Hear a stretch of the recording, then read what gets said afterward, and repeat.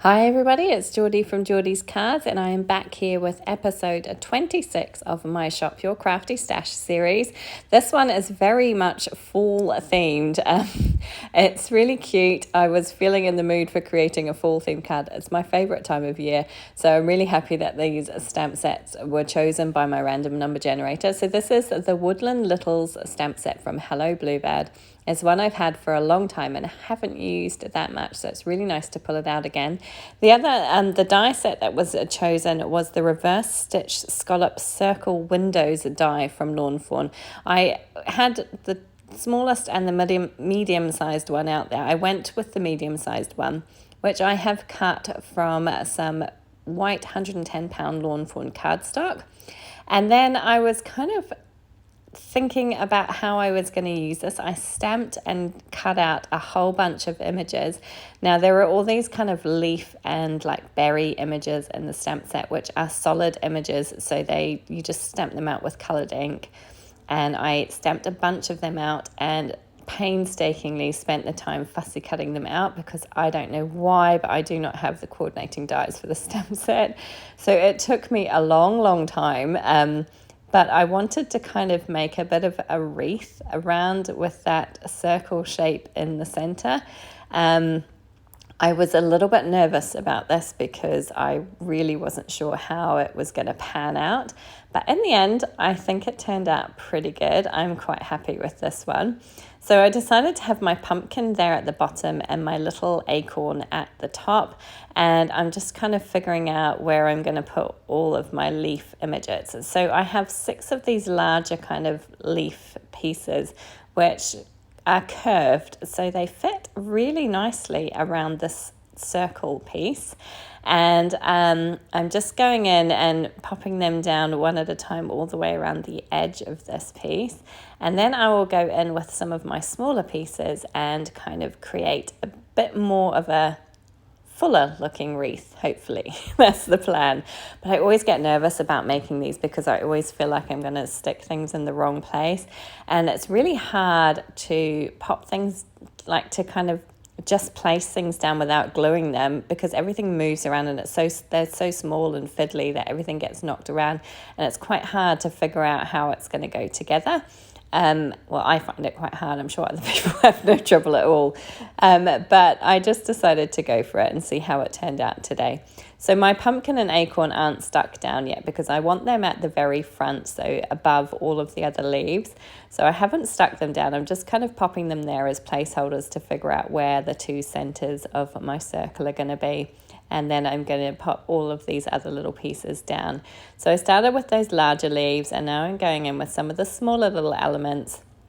And I don't really have any kind of rhyme or reason to this, but I'm trying to, whatever I do on one side of the wreath, I'm trying to do similar on the other side, but maybe with just slightly different colors.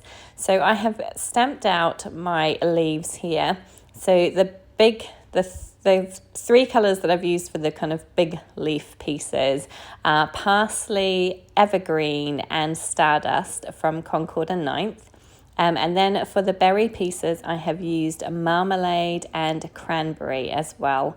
And I just wanted to bring a touch of that red and orange into those because I'm using orange obviously for my pumpkin, and red, I've created a red bow to go on top of my little acorn here, which you will see soon. So I wanted to kind of tie in some of those other colors as well, but sticking to quite an autumnal type palette, so with greens and golds and reds and oranges.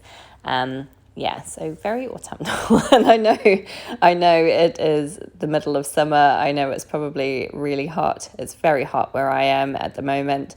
It is around 40 to, well, it's above 40 actually. It's about 45 degrees Celsius most days, with humidity sometimes up in like 75%, 80%. It is crazy hot. We are escaping the heat for a couple of weeks on holiday soon, but I just wanted to try and get some cards done before that, and this is what came up with my random number generator for my Shop Your Crafty Stash series this week. And I have to say, I was quite happy to be thinking about cooler fall weather and dreaming of, some cooler days. It doesn't get very cold here. Obviously, I live in the desert. It's pretty hot all year round, but we do have beautiful, beautiful winters. In fact, it's fair to say we probably have about 8 months of fantastic weather and just a couple of months where it's really too hot to do much at all outside. Thankfully, there are lots of things to do indoors here, lots of malls, lots of theme parks. Swimming pools obviously are our best friend at the moment. It's a little hot at the beach. The beach is bit too hot at the moment. The water is actually really warm. It's a bit like getting into a warm bath if you go to the seaside here in the middle of summer. It's a little hot. So pools definitely are great because most of them are chilled, which is lovely. Malls, cinemas, theme parks, those are all the kind of things that I'm doing with my kids at the moment because it's just too hot to spend much time outside. And they are on school holiday at the moment, and we're starting week 2 and they're bored already. So it is fair to say that we are looking forward to some cooler autumn weather, although we don't get any real autumn weather here, but it definitely cools down a bit. So we're looking forward to that. And in the meantime, I can dream of those nice crisp autumn days and think about it while I'm making this card. So I'm finishing up with my smaller leaves and berries here. I've kind of scattered them around. I've tried to keep, as I say, things fairly even. I'm not sure it's 100%, even. I'm not sure that I've managed to get everything in exactly the same spot on either side. But I think it looks pretty good. It actually turned out a lot better than I anticipated. I think I tried to make one of these once before and it really did not work. It was a big fail. So it was nice to have one that actually worked. So here's that little red bow. Again, this is a stamp that comes in the stamp set, and I've just popped it on top of my little acorn there to kind of make the top of my wreath. And I'm just going to attach that down now with some liquid glue, and then I will pop my pumpkin onto the bottom part and kind of complete my fall wreath here. I say fall, I'm actually a New Zealander, and in New Zealand we say autumn. I've gotten into the habit of saying fall since I have lived here in the UAE, probably because I spend a lot of time watching other American crafters who all say fall. Autumn or fall, whatever your preference, wherever you live in the world, obviously. Naturally I would probably say autumn, but fall works nicely as well. So here are some of the little critters from my stamp set. I was trying to figure out where I was going to pop them. I decided to leave them for a second and work on my background. Now, initially, I was going to stencil in some birch trees. And I've got this kind of bright, this is a green cardstock from MFT. It's just a small piece that I had left. And I decided instead to splatter some golden paint on there. So it's a nice watercolor metallic paint. And then I thought, well, I might as well do the same to the front as well.